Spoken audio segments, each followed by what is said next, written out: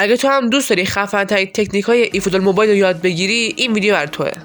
لایک و سابو بزن که بریم سراغ آموزش تکنیک ها. خب بچه‌ها، انواع تکنیک ها رو میشه با نیمار و مسی به راحتی زد، ولی باید بقیه بازیکن‌ها هم خودتون تست کنید. اول تکنیکش دابل تاچه که اول برای شروع دابل تاچ باید بزنید روی دش یک بار آروم و دکمه جهت رو روی جلو بزنید. خیلی پس راحت شد. پس یک بار روی دش و یک بار عمل جهت رو به جلو و به راحتی میتونید دابل تاچ رو بزنید. به همین شکل من زدم. پس یک بار روی دش و یک بار هم علامت جهت رو به جلو. این هم یه تست دابل تاچ با لیونل مسی که خیلی قشنگ میتونه دابل تاچ بزنه و با یه شوت قشنگ و گل. مهارت یا تکنیک بعدی شوت فیکه که میتونید باهاش کلی حال کنید و شوخی کنید و گل بزنید. حالا چجوری بزنیم؟ اصلا که میخواید شوت کنید، یک بار دکمه جهت رو به جلو و یک بار ضربه آروم رو به شوت به راحتی میزنه و شوت فیک میزنه، میتونید باهاش کلی شوخی کنید و بعد باهاش کلی حال کنید.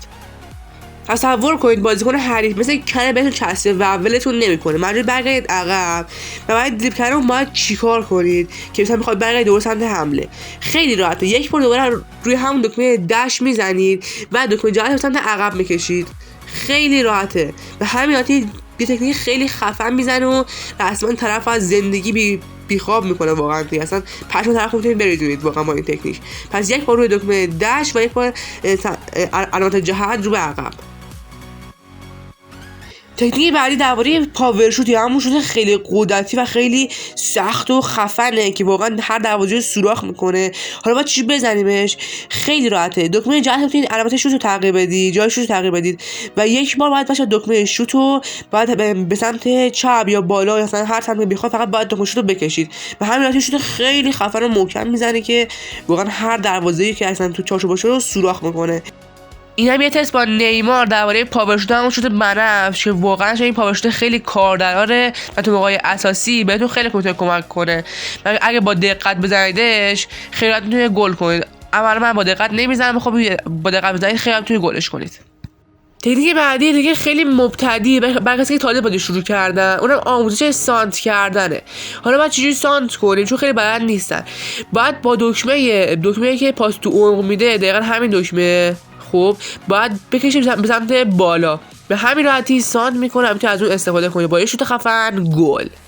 آموزش بعدی هم خیلی مبتدیه برای خودم که شاید بلد نباشن، اونم چیپ زدنه. این کارو باید چجوری بزنیم تیک چیپو.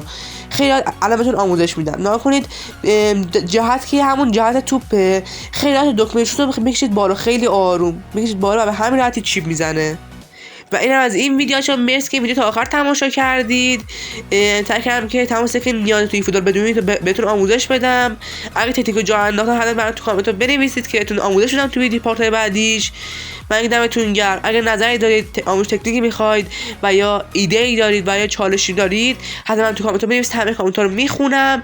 و اینکه لایک ویدیو فراموش نشه، چنل من سابسکرایب کنید و چنلمو به رفیقاتون معرفی کنید. دمتون گرم. دوستتون دارم خیلی زیاد. لبخند بزن که بهت خیلی میاد. فعلا.